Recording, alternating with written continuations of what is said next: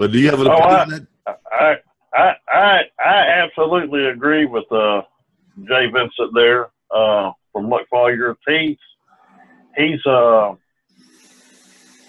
very analytical, deep thinking man, and we've talked for hours, and we concur on many, many things. Now, here's what they used to teach us in corrections and in law enforcement. It was a little more so in corrections, but you know, they teach care, custody, and control for prisons, for inmates. But they sort of taught it without using them words for police, that you've got care, custody, and control of that person or people from the time you make contact until they leave. They don't leave until you say so. Well, that's not really the right mentality to teach. They should teach until the necessary information is obtained from the people if it's a lawful encounter. But they don't teach you can't make contact without a lawful reason to start with. And then at any point that stop or that contact becomes unlawful, it must be broke off immediately, no matter what. But police are taught to be a catch dog. And I would say, I'm just going to estimate that 80% of the police have 3 months of training. 3 months of training in the law enforcement academy. And remember, the portion dealing with law is usually 2 weeks or less. That's studying things like city ordinances, county ordinances, state laws, state statutes, state codes, and any federal laws or codes that apply to them in the national constitution.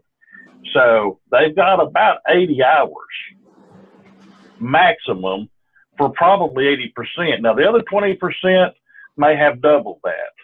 But when you talk to somebody like yourself or Jay or another man,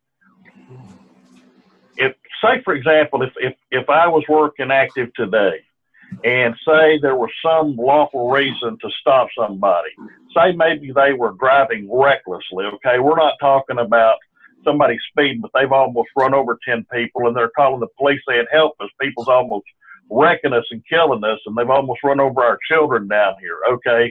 Well, I got to do something to stop this madman or woman. So I got a legal, lawful stop here. Okay, I have a reason at this particular time to identify this person because they committed a crime of aggravated assault with their vehicle, possibly. So I've got a legal right to identify them. Okay, I'm going through the encounter. I'm doing everything I'm supposed to do, but I still have to treat them like a man or a woman. I still have to make sure that they're safe. I still have to deal with them the way that I need to deal with them. I still have to listen to them. I can't have a one-sided story like, you're wrong, you're convicted. My job is to gather information in a lawful manner. Now, if they tell me, I'm not going to cooperate with you, and I have no duty to cooperate with you, and I'm not going to give you any information whatsoever, if I can make the arrest lawfully without them telling me a single thing based on these witnesses signing sworn complaints, then I still put them in handcuffs. I'm still going to take them to jail and impound their car. We'll fingerprint them. We'll find out who they are. That'll be up to a judge to determine, but they're still going to jail, okay, because they have the elements. But say if I stop them, and for example, say they have a dash cam, and they say, officer, I don't know who made those accusations against me, but they're lying. I ain't going to tell you who I am, but I actually have a dash cam right here, and you can look on it, and you can see that I wasn't driving crazy. So they turn on the dash cam, and I look at it because they volunteered it. So I sit there with them, and I look at it, and I see that these people have lied on this person. I say, okay, well, now we have it the other way around. These people have filed a false complaint on you. Would you like to in turn file a complaint on them for making a falsehood on you? No, man, I just want to be free and about my way. Okay, have a great day. Bye. So you got to listen. I can't just jump down there and rip them out of the car, bust the glass.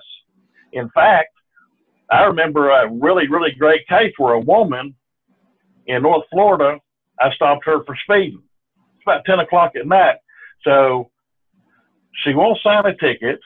And at that time, the policy, and I remember a policy is just the way you do it around here. Doesn't mean it's lawful or unlawful. Just means that's the way we do business.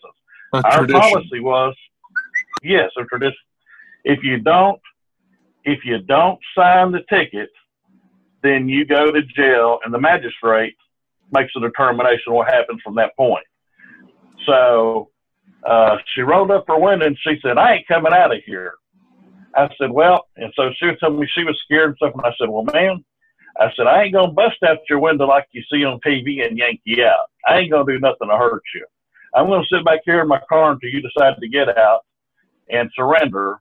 So if that takes 24 hours, somebody will bring me more gas for my patrol car. Somebody will bring me something to eat. And eventually, when you get tired and give up, then I'll take you to jail." I was trying to be a being, you know. But I was going to tell you, I got sidetracked, and I'm sorry. I'm bad for this. But they taught us in the academy, be aggressive. Start out at the top. Be aggressive, and then you can back down from that if a person becomes human. So they're teaching you to falsely assume that when I Jay Vincent, he's a jerk automatically right here. And it's up to Jay Vincent to prove he ain't a jerk. Because if he is, then we stay here. But if he's an officer, look, I'm on some hard times, and, you know, I'm just a man, and I'm just trying to live, and I'm just trying to make it along, and I really help you, but I ain't going to hurt you. Then that level starts to go down. So now Jay Vincent is a man. He ain't a number. He ain't just another guy on the street. He's a human being. So I de-escalate with him. But police are taught these days in the new academies, even if they're not up here, this is as low as they can go. They got very little thresholds. And in my day, we went all the way out. In other words, now like, okay, well, maybe your tags are bad, so we're going to take your car. We're going to leave you on the side of the road. In my day, if we had to take the car, I'm going to give you a ride home. At minimum, I'm going to give you a ride home. And if I can't, you live too far away, maybe I'll help get you a taxi. I'll do something to help because you got in a jam. But today they're taught disassociation. You know, you're just a number, you're just a statistic. They're militaristically minded, and it's like it's a combat zone. You're the enemy of the state, and we're the state. And cops don't do that. Don't do that.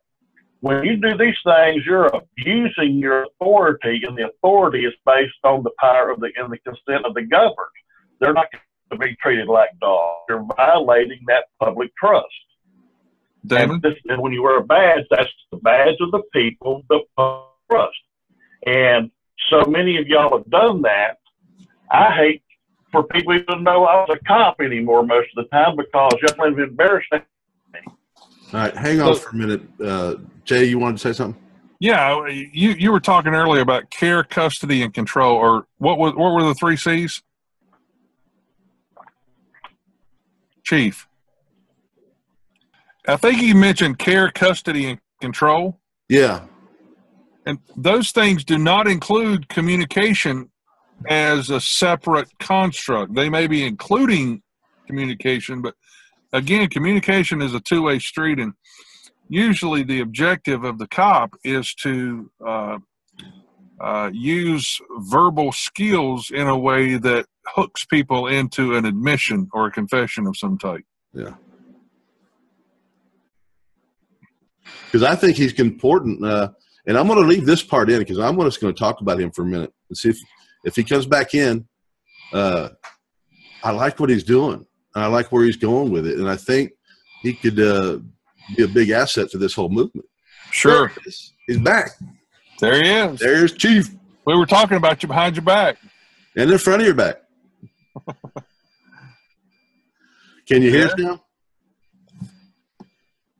Can you hear us, Cheif? You might need to join. Go down and click join audio. Let's see if we.